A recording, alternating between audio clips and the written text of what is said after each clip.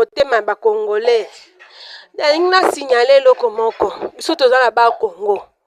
Plus précisément, tozala Kikanda. Donc frontière na biso oyo ezali noki. Biloko ezokota bato bazo vérifier te. Ba conteneur ezouta Angola, mot d'ordre déjà oza droit ko fungola te donc ti ezolekana singa kaka selelaki ba kolekisa ngo vert. Okoyeba ndenge nini biloko eza na kati kuna eza ba arme peut-être kozala bato ba soda baza na kati. Ba kana biso nyonso sala petit ndabe bato ba yosa te ba contrôle ba kan. Oya matadi. Ba kan nyonso matadi ba Rwanda batondi na kati.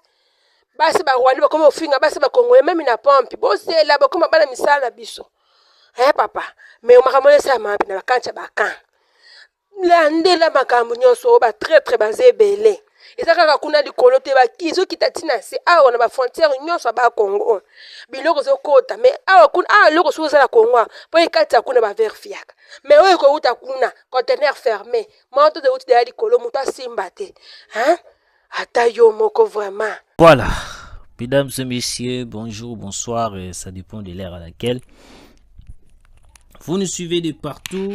Bienvenue sur votre chaîne Actualité 26 TV.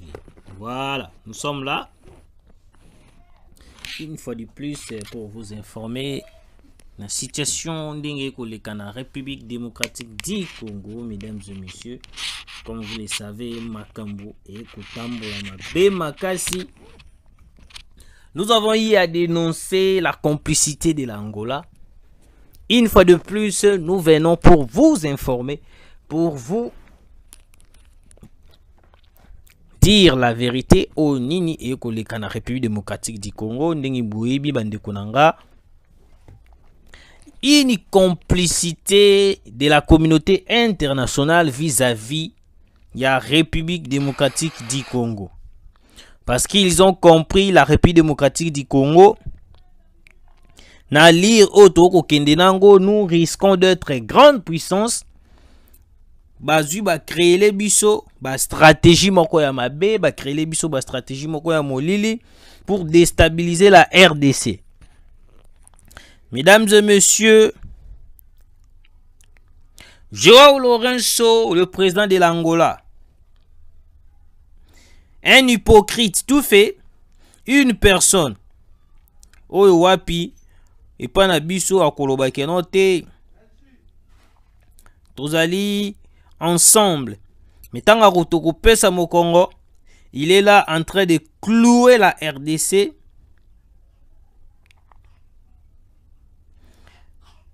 Il est là en train de dire des choses Oyo Izali Yakobo Mande, la République démocratique du Congo.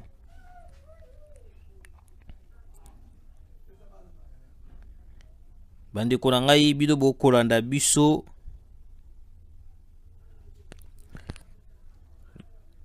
Akoluka ndenge nyonso tu ya koyeba na ko déstabiliser la RDC. Mesdames et messieurs, il y a une photo oyo wapi ba publier les biso, ba tindi yango na compte na biso et puis ba sali commentaire. On a vu une photo de Francine Muyumba avec Joseph Kabila. On a écrit lors du retour de JKK au pouvoir, ceux qui lui ont été loyaux dirigeront à ses côtés. Focus 2028. Alors, mesdames et messieurs, il y a de matériel de guerre. Oyo wapi ezo kotaka à travers Congo central. Ezo utaka wapi Angola. Il y a une personne. Oyo wapi batindeli biso ba information. Ba komeli biso ba alerter biso pour signaler. Service de sécurité. La complicité de l'Angola, il faut échapper bisoté. On vient de nous signaler, na minute, oh, il y a un appel. Et puis il y a un audio. Oh, wapi toko tela bino boyoka. Comment est-ce que abonné moko, oh, wapi azali na Angola. ils ont remarqué des mouvements encore très bizarres na frontière na biso na Angola. Mesdames et messieurs, vous qui êtes là, binoba oyoyo, vous allez censé de protéger la population. Vous avez komitika na makambo oyo esengeli komitika te. La RDC baza ko comploter pour déstabiliser la République démocratique du Congo. Les gens censés de protéger la population, mais ils sont là en train de se comploter pour déstabiliser le Congo. Bakoluka à tout prix comment est-ce qu'ils vont faire pour na la République démocratique du Congo, pour na tout ce qui est normal va avancer à Mokonjamboka.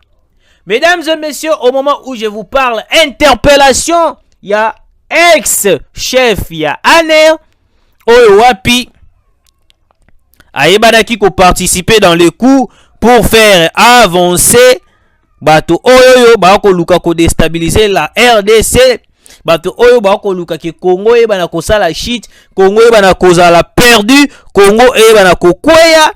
Ndeye a préféré qui le mieux ya ko bana nini ko kangamana bato wana ko bana ko faciliter bango. Une facilitation pour espérer à un coup d'état réussi. Les États-Unis ont mis en marche toute la complicité Oyowapi sangani avec les pays africains pour nanini bamoni que Tshisekedi est en train de résister jusqu'à preuve du contraire. Il y a ko céder la partie est du Congo. Au moment où je vous parle, na Belgique, à Berlin, manifestation moza kuna somo. Bato ba telemi ba ko réclamer ba lobi complicité de la Belgique. Complicité de la Belgique.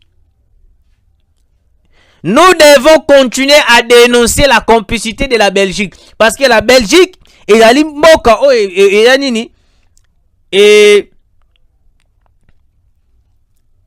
colonisa biso, azana droit, to azana makasi, wapi, il faut à s'élever. À s'élever. Il faut à s'élever à bundela biso. À Berlin plutôt, excusez-moi, en Allemagne. Marche kuna eza ko saganate. Mais on se pose la question. On attendait peut-être Belgique et ko se lever et telemi po ezo le devant pour na ko na ko bundela biso, kolobela biso, mais jusqu'à présent la Belgique atikali bouche B a kotala nyon surtout complicité nyon surtout ndenge nyon surtout ba ko la biso pour déstabiliser Tshisekedi. Mesdames et messieurs, je vous informe. Et puis on est en train d'alerter les services de sécurité. Frontière Angola Congo mame ezali kuna. Le président Joao Lorenzo a cédé à la pression ya kokotisaka ba Rwandais pour que ba ko attaquer biso à travers Congo central.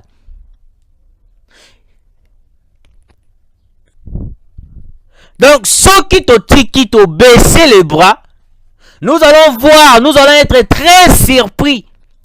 Et puis à travers la facilitation, il y a Joao Lorenzo, il y a kokotisaka ba commando, il y a kokotisaka ba militaire, ba ya kokote la biso na kati ya Congo central. Et puis chose bizarre, avant que je puisse vous laisser écouter l'audio en question d'un abonné qui est en Angola, Oyowapi, abimisi ba vérité nyon surtout oyo koleka de la situation oyo koleka entre frontières ya biso na Angola.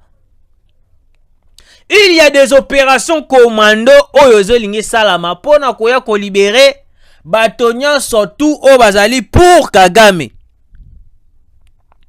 Bato nyon surtout bazali pour la complicité à déstabiliser la RDC. L'opération commando consiste à koyana ti na prison ya Ndolo ko bimisa bato nyonso tout, y compris même na ba mwanga chouchou. Y compris même na ba mwanga chouchou, ba na ko libérer bango parce que ba moni déjà que non ba mwanga chouchou wana bazali bato na bango. Donc bah moni que non il faut te libérer bango parce que faut pas à la libre, parce que je vous ai toujours dit que non mwanga chouchou est la boîte à Pandore, et la boîte à Pandore ya Kagame. Mwanga chouchou connaît beaucoup sur ces dossiers. Mwanga chouchou a ebi ebele. Même la plupart de personnes au bazali na kati ya parlement en connaît beaucoup sur le dossier de l'Est de la République, mesdames et messieurs.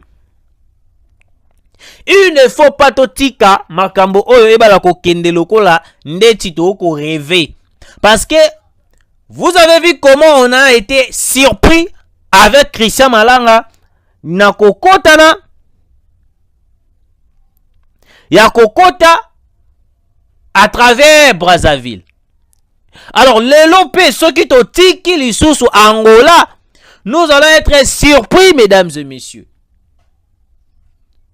L'Angola, lui qui est en train d'écouter tout ce que les États-Unis est en train de lui dire, il est comme le marionnette des États-Unis, le marionnette de Joe Biden, Joao Lorenzo. Écoutez d'abord l'audio et puis nous allons développer. Mbote bande konanga ya Actualité 26 TV na sepelaka mingi na koyoka bino ndenge bozoko pesa biso basango o etalili situation sanitaire na makambo mosusu o ya pays na biso. Na minute oyo na ndenge tozali ko yebisa bino frontière oyo ya Angola na Congo Central ezoko kotisa bato ebele na matériel de guerre. Kokebela yango kotinda bato oyo ya sécurité ba visiter bazala veillant na frontière wana. Biso tozana Congo te tozomona makambo tozoyoka pe tozoyeba moye tokanga motema ezate il faut isika tozali liso likolo ya lisu bosala nyonso po botala frontière wana bato ebele bazokota no identifier ba matériel na ba conteneur ba camion ezokota bino boza wapi po boku interrompre action wana. Merci moyenne loba mingi te bo comprendre importance ya audio oyo na lobi lisusu pona makambo oyo ya ko bomba bato na Ndolo ezana ba préparation bazo sala po ba ya ko libérer bato wana ba commando ba spécial bazali disposé po ba ya ko sala film kuna na Ndolo po ba saboter bazwa ba oyo bazali important pona bango kokeba lisusu ba oyo bazali important kufale kolimina ka bango bakende bozela susu te makambo oyo peine de mort basigné yango il faut que la bozo bomba bango pona nini faut bakende ke bango bakanisaki liwa eza kiloko pamba faut kokende ko laksa bango nzela ba faut kende.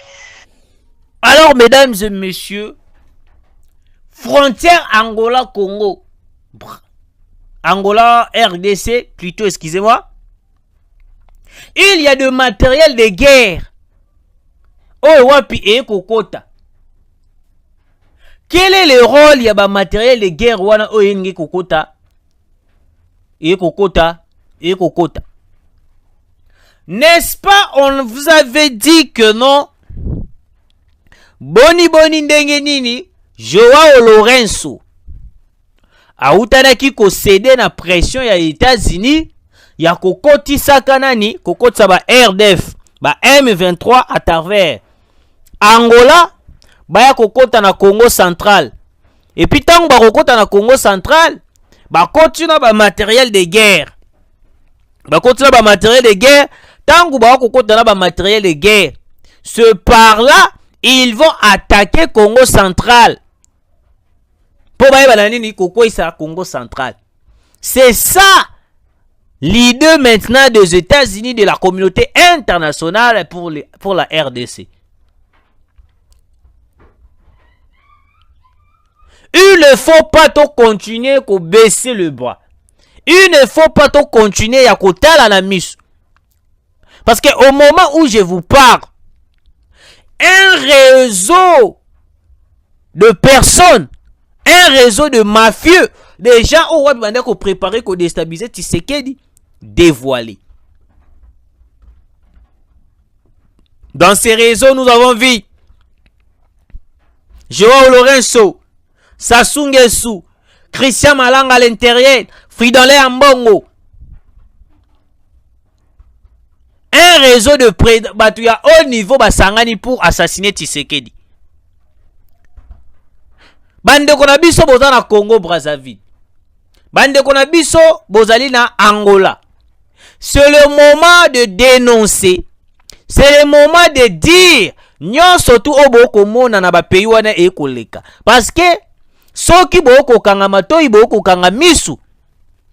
Sachez-le très bien, Brazza ezamboka na binote, Angola ezamboka na binote. Soki yindi boko na besoin kozonga ka Kisasa.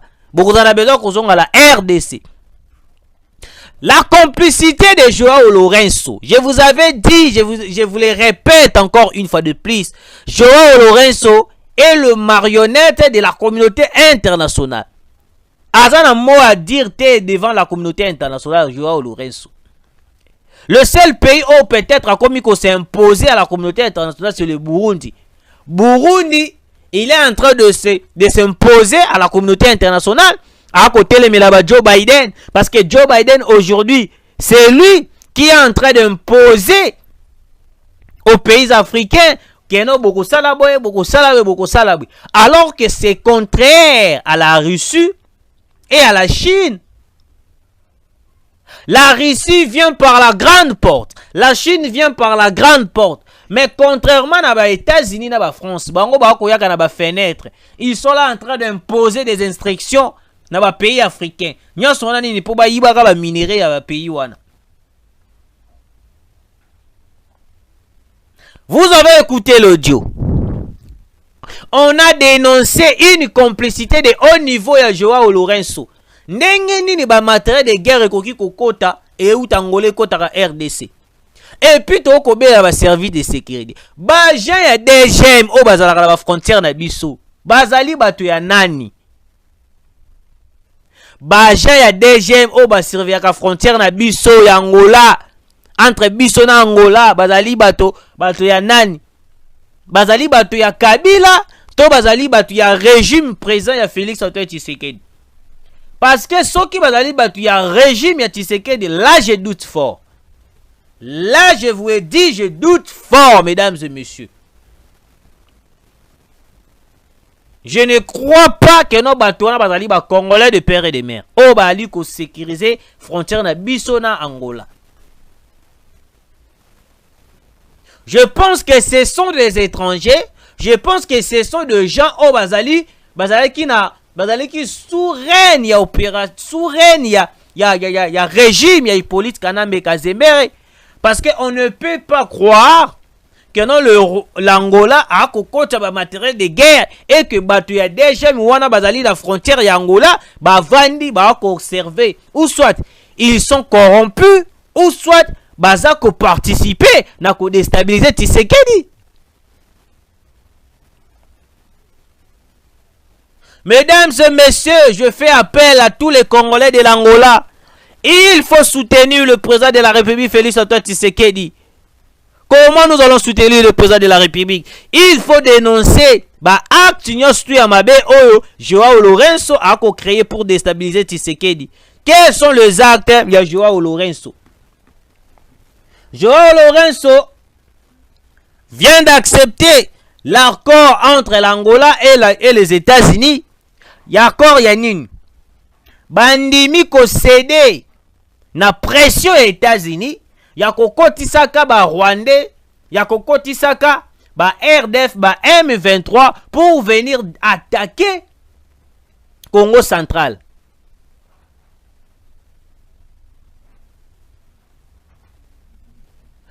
Nyos wana na participation à Joao Lorenzo.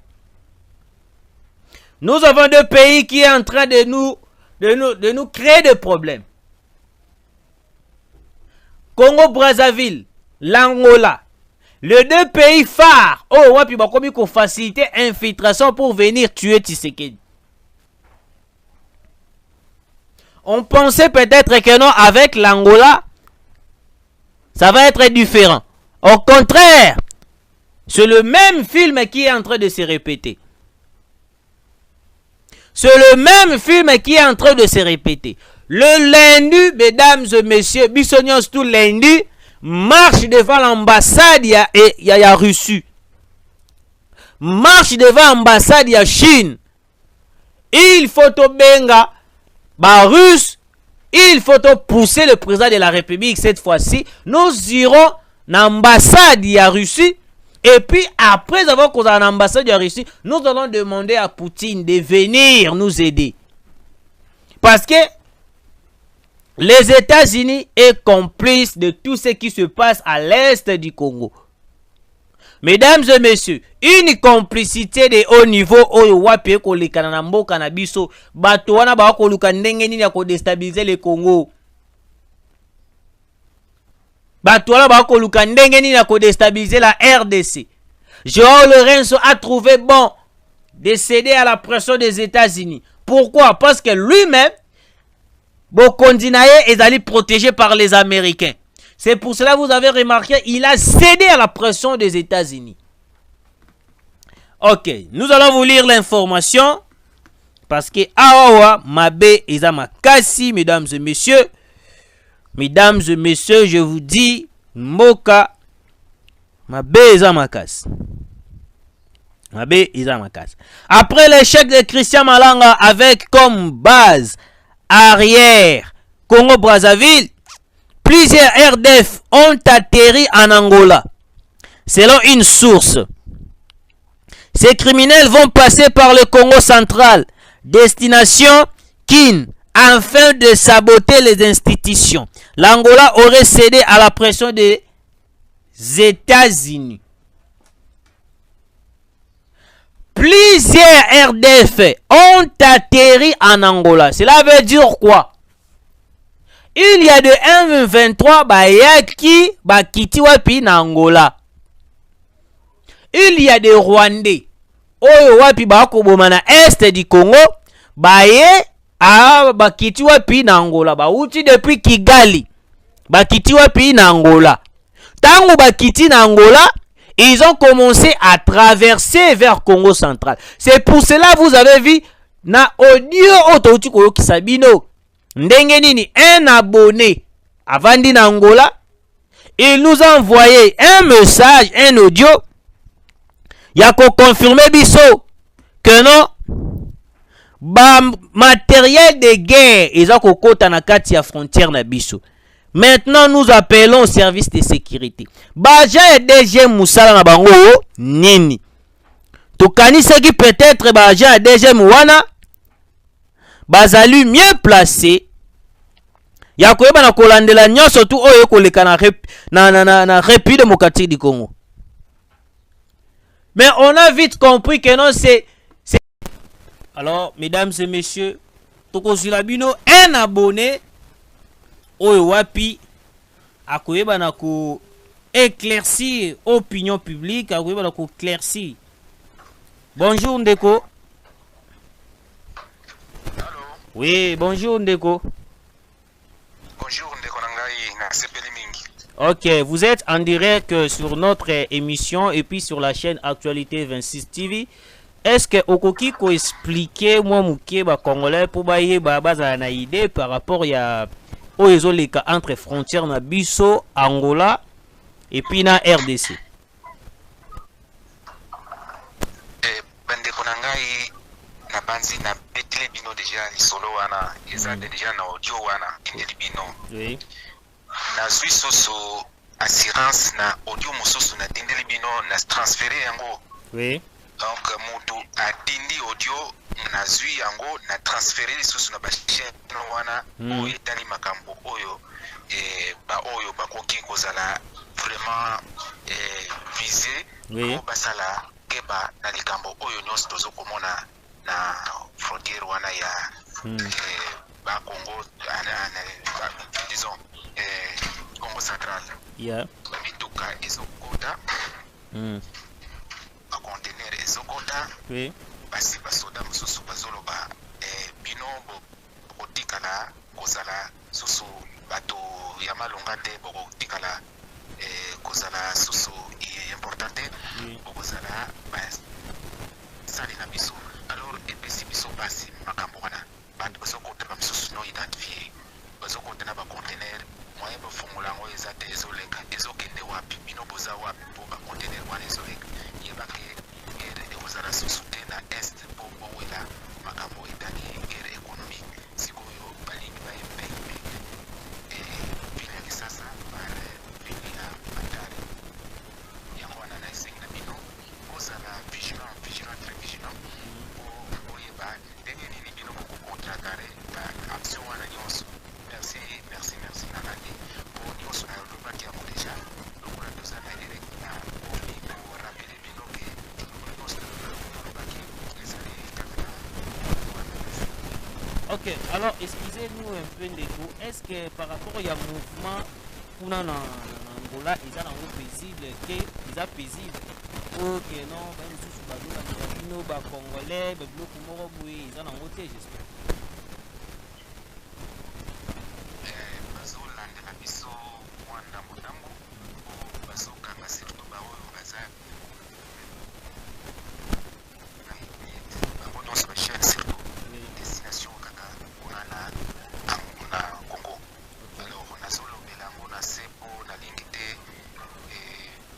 mongongo na ngai ebima na balabala yango wana nasengi na bino ya kafunfu kuna barwande bakota na baempresa tobengaka bango empresa bakota kuna po bazela mwa mouvement ya suka po bakota na koti ya RDC. Donc biso tozali komona yango tozali koyebisa bino mpe po tozali na kamwa parlement debout wana bino bokoki koyeba deja ke ndenge nini likambo ezali ndenge nini boyino bokosala po tokoki kokanga motema te tala ndenge tozali boye banda coup d'état wana elingai kosalama ngai natelemaka susu nakoma kobela estoma mpona pays na ngai epesanga mpasi. Merci. D'accord, merci beaucoup. Alors mesdames et messieurs, vous avez suivi, on était en direct avec Ndeko Moko ou Azali na Angola. A signalé bisa lobby que ba komi kolandela ba congolais misusu o bazali déjà na Angola. Parce que ba comprendre que non ba congolais wana ba koki ko bimisa ba message to ba koki ko arlecter ba gouvernement congolaise. Parce que il y a des conteneurs o ezo kotaka déjà pour na koya déjà ko renforcer ba oyo déjà li déjà ekoti déjà Congo central pour ba na ko attaquer Kinshasa. Et puis il y a des Rwandais déjà ba uta ki ba atterrir na Angola. Souci na bango ezali nini? Soki ba koti na Congo central. Et puis chose bizarre ezali nini? Comment est-ce possible? Ba Rwandais ou soit plutôt, excusez-moi, ba conteneur et kokota Kinshasa et kokota RDC et kozala contrôler te.